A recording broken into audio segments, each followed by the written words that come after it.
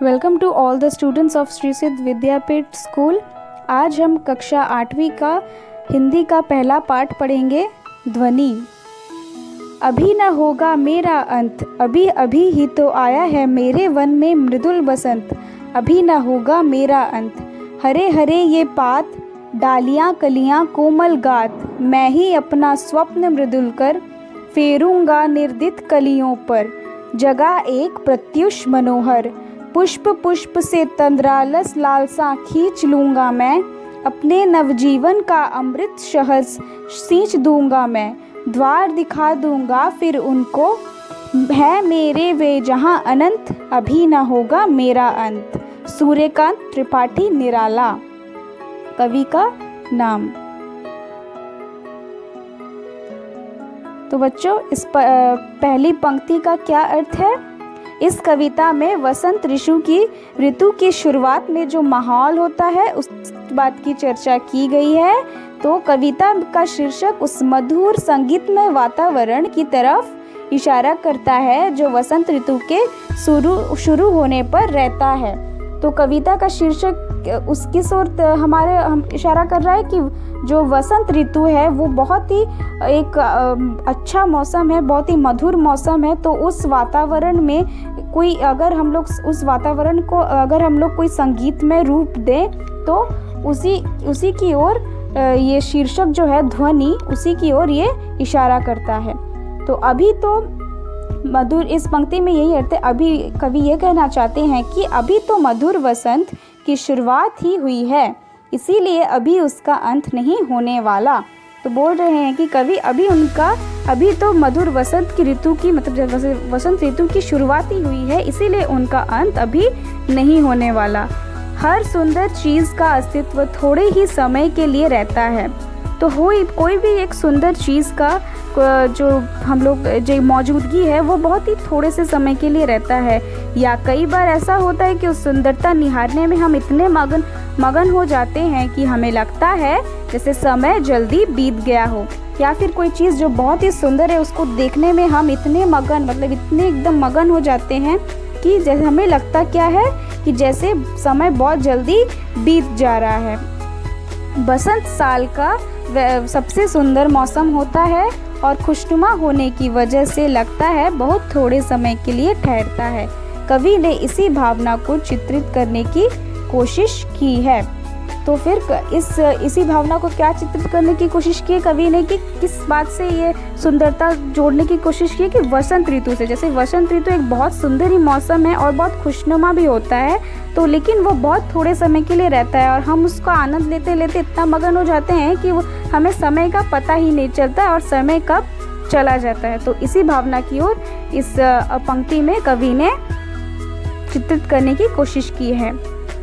ये जो दूसरी पंक्ति है इसमें कवि ने बताने की कोशिश की है, बसंत में डालियाँ कलियाँ और छोटे पौधे सभी कोमल होते हैं। कवि ने लिखा है कि वह अपने सपनों जैसे मुलायम हाथों से नींद में डूबी कलियों को जगाने की कोशिश करता है। इससे जब फूल खिलते हैं तो एक नए सवेरे का प्रारंभ होता है। तो वसंत में डालियाँ कलियाँ और छोटे छोटे पौधे जो होते हैं वो सभी बहुत ही कोमल होते हैं। कवि ने बहुत ही कोमल होते हैं, आप सबको पता ही है। जो छोटे छोटे पौधे, कलियाँ फूलों की छोटी छोटी कलियाँ जो अभी फूल ठीक से बनी भी नहीं है, वो लोग बहुत कोमल होते हैं। तो कवि ने यही कहा है कि वो अपने सपनों में यही देखते हैं कि जैसे उन अपने मुलायम हाथों से उस नींद में डूबी कलियों को बहुत जगाने की कोशिश करते हैं, मतलब फूल खिलाने की कोशिश करते हैं ताकि वो एकदम अच्छे बड़े होके खिल जाए। तो और एक नए सवेरे का मतलब एक नए जीवन, मतलब एक नए पौधे का, एक नए फूल का प्रारंभ हो। ये जो तीसरी पंक्ति है इसमें कवि ये कहना चाहते हैं कि वसंत ऋतु हर फूल से नींद की आलस को खींचने की कोशिश करता है और हर किसी में नए जीवन का अमृत भर देता है। तो वसंत ऋतु हर एक फूल से नींद की आलस, मतलब जो फूल जो नई खिले हुए होते हैं, छोटे होते हैं, जिनकी जो कलियां छोटी होती हैं, उनका जो आलस है वो खींचने की कोशिश करता है और उनको खिलने में मदद करता है और एक नए रूप से खिलने में, मतलब एक नए जीवन का अमृत भरने में उनकी मदद करता है।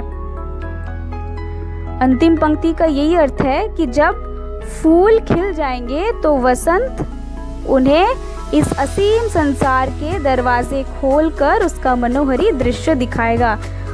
तो उनका कवि का यही कहना है कि जब फूल खिल जाएंगे, बड़े हो जाएंगे, खिल जाएंगे, तो वसंत ऋतु उनको एक असीम संसार का वसंत ऋतु का जो एक मनोहरी दृश्य है जो देखने को मिलता है पूरे मौसम में, पूरे वातावरण में, तो वही उनको दरवाज़ा खोलकर, मतलब ऐसे ही बोला गया है कि दरवाज़ा खोलकर वसंत ऋतु खुद ही उसे अपना मनोहरी दृश्य उनको दिखाएगा। अगर दार्शनिक तौर पर देखा जाए तो वसंत का कभी अंत नहीं होता है। ठीक है, अगर हम लोग दार्शनिक तौर पर देखें, कुछ ज़्यादा ही सोच के एकदम समझ के देखें, तो वसंत ऋतु का लेकिन कभी अंत नहीं होता है, बल्कि वसंत तो एक शुरुआत होती है। वसंत में खिले फूल ही आगे चल के फल बनते हैं और वो फल सभी जीव जंतुओं को भोजन देकर खुशियाँ बांटते हैं। वसंत ऋतु में ही देखते हैं ना हम कि फूल खिलते हैं, पेड़ उगते हैं, नए जीवन की शुरुआत होती है और वही फूल बाद में जाके फल बनते हैं और वो जो फल है वो सब जीव जंतुओं वो सब भोजन करते हैं और आखिर में उन्हीं फलों से बीज तैयार होते हैं और एक नई पीढ़ी की शुरुआत होती है। और आखिर में क्या होता है, उन्हीं फलों से एक बीज तैयार होता है और एक फिर से नई पीढ़ी की शुरुआत का मतलब एक नए जीवन की शुरुआत, एक नए पेड़ की शुरुआत होती है। इसीलिए वसंत बार बार यह कह रहा है कि अभी उसका अंत नहीं हुआ है, उसका तो बस अभी ये शुरुआत ही हुआ है।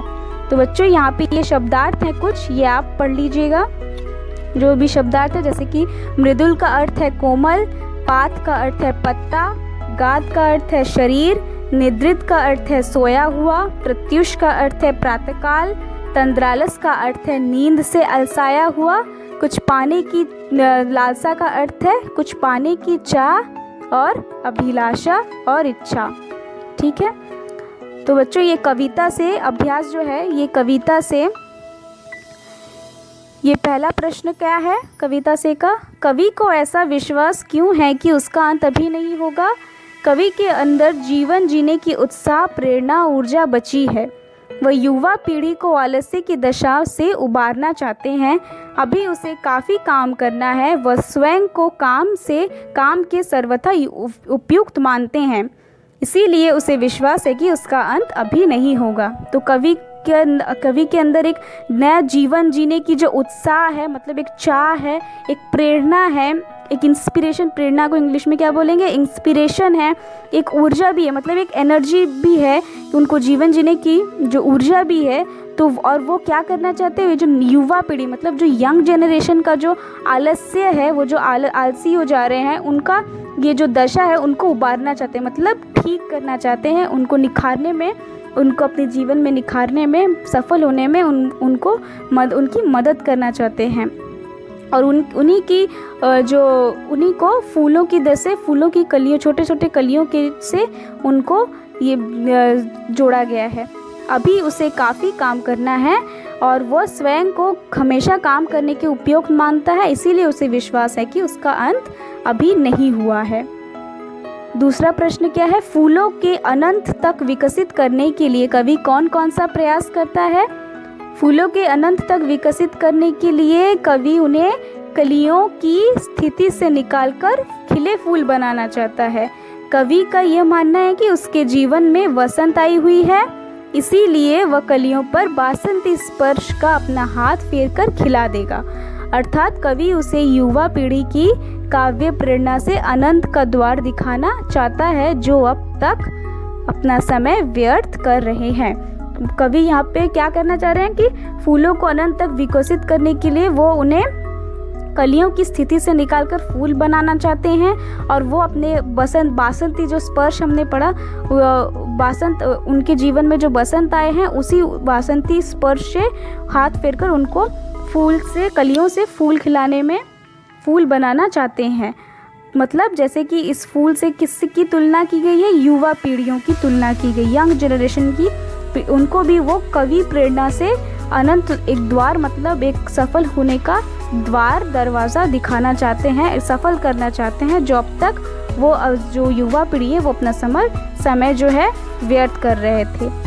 तीसरी क्वेश्चन का क्या अर्थ है, कवि पुष्पों की तंद्रा और आलस्य दूर हटाने के लिए क्या करना चाहता है? कवि पुष्पों की तंद्रा और आलस्य दूर हटाने के लिए उन पर अपना हाथ फेर कर उन्हें जगाना चाहता है तथा कलियों को प्रभात के आने का संदेश देता है। यहाँ कलियाँ आलस्य में पड़े युवकों का प्रतीक है। अतः कवि नींद में पेड़ युवकों को प्रेरित करके उनमें नए उत्कर्ष की स्वप्न जगा देगा, उनका आलस्य दूर भगा देगा और तथा उनमें नए उत्साह का संचार कर देगा। तो यहाँ पे कवि पुष्पों की तंद्रा और आलस्य दूर हटाने के लिए क्या करना चाहते हैं? उन पे अपना हाथ फेर कर उन्हें जगाना चाहते हैं ताकि उनको सुबह होने की और वसंत का ऋतु के आभास होने की उनको आभास हो जाए। और यहाँ कलियाँ का जो आलस्य है वो किसके साथ तुलना की गई है? पेड़ मतलब युवकों से, पड़े युवकों से प्रतीक है। जो नई पीढ़ी के जो युवक हैं उनसे प्रेरित है कि कवि नींद पे पड़े वो जो युवक हैं, नई पीढ़ी के जो लोग हैं जो नींद में अभी सोए हुए हैं, उनको प्रेरित करने का और उनमें उत्कर्ष जगाने का, उनमें एक नए हौसला जगाने का वो स्वप्न देख रहे हैं और उसका आलस्य ताकि दूर भगा के उनमें एक नए उत्साह का संचार कर दें। कविता से आगे में ये जो प्रश्न है, जैसे कि वसंत ऋतु को ऋतुराज क्यों कहा है, आपस में चर्चा कीजिए। तो वसंत को सभी ऋतुओं को ऋतुराज क्यों कहा गया है? तो बसंत को सभी ऋतुओं का सर्वश्रेष्ठ माना जाता है। इस ऋतु में ना तो अधिक ठंड पड़ती है ना अधिक गर्मी। तो इस ऋतु में 5 तत्व अपना प्रकोप छोड़कर सुहावने रूप में प्रकट होते हैं। 5 तत्व मतलब 5 तत्व जो है जल, अग्नि, ये सब जो 5 तत्व है, तो ये सारे जो 5 तत्व से हमारे जो पृथ्वी बनी हुई है, तो उन्हीं तत्वों का प्रकोप मतलब उनकी जो भी डिसएडवांटेज अगर है कोई, तो उनको छोड़ के एकदम सुहावने हो जाते हैं। वो बहुत ही अपने आप में बहुत ही खिल उठते हैं। और वसंत ऋतु का यही प्रतीक है कि पूरा मौसम और वातावरण एकदम प्रभावित हो उठता है और बहुत ही अच्छा वातावरण बन जाता है। तो पेड़ पर नए कोपलें आने लगती हैं, चारों ओर हरियाली छा जाती है, शीतल मंद हवा सबको मोहित कर देता है, इसीलिए वसंत को ऋतुराज कहा जाता है। वसंत ऋतु में आने वाले त्योहारों के विषय में जानकारी एकत्र कीजिए और किसी एक त्योहार पर अपना निबंध लिखिए। यहाँ पे बच्चों, यहाँ पे मैंने थोड़ी सी जानकारी दी हुई है वसंत ऋतु में। और ये जो होली है, ये होली का त्यौहार के बारे में मैंने यहाँ पे आपको निबंध लिख के दे दिया है। आप ये अपने कॉपी में नोट कर लीजिएगा, ठीक है, और इसको अच्छे से पढ़ भी लीजिएगा। ऋतु परिवर्तन का जीवन पर गहरा प्रभाव है, इसका कथन की पुष्टि और किन किन बातों से कर सकते हैं? तो ऋतु परिवर्तन का जीवन पर गहरा प्रभाव पड़ता है। बहुत ही अच्छी तरीके से आप सब बच्चों को पता है कि गर्मी, ठंड, वसंत सब ऋतु का हमारे जीवन पर बहुत बड़ा प्रभाव पड़ता है। गर्मी के मौसम में लोग लू से बचकर रहते हैं, दोपहर में घरों से कम निकलते हैं तथा ज़्यादा से ज़्यादा ठंडे पेय पदार्थों का उपयोग करते हैं। इसीलिए ठीक उल्टे ही ठंडे मौसम में हम ठंडी चीज़ों से बचने का प्रयास करते हैं। मौसम के अनुसार ही हम अपने क्रियाकलाप का परिवर्तन करते हैं और खान पान और स्वास्थ्य पर भी ऋतु का गहरा प्रभाव डलता है। ठीक है, इसी पंक्ति में बहुत सारे हम लोगों ने देख लिया है। ये भाषा की बात है बच्चों।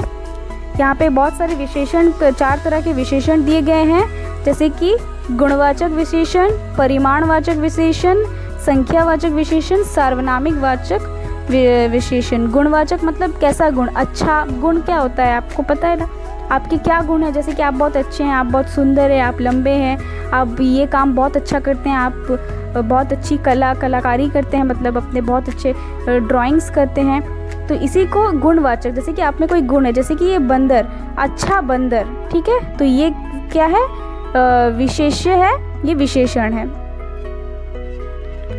और सुंदर काम, जैसे कि ये विशेषण है, ये विशेष्य है कि सुंदर कार, ठीक है। परिमाणवाचक विशेषण क्या है, 2 गज जमीन, जैसे कि कोई भी हम लोग जैसे कि कोई भी किसी को तोलना या फिर नापना, जैसे कि 2 गज जमीन, 4 किलो गेहूँ। संख्यावाचक विशेषण में कोई भी संख्या जो आते हैं, जैसे कि 4 संतरे, प्रथम स्थान, ये सब जो प्रथम है ये विशेषण है, ये जहाँ पे 4 है ये विशेषण है। सार्वनामिक विशेषण में जैसे कि ये लाल फूल है वह तेरी फ्रॉक है, ये यहाँ पे विशेषण है, ये विशेष्य है, और वह यहाँ पे विशेषण है, तेरी फ्रॉक है, ये विशेषण है। जैसे कि ये, वह, तुम, मैं, ये सब क्या है? सार्वनामिक विशेषण। ठीक है। दूसरे में क्या है? बातों बातों, बातों बातों में बात,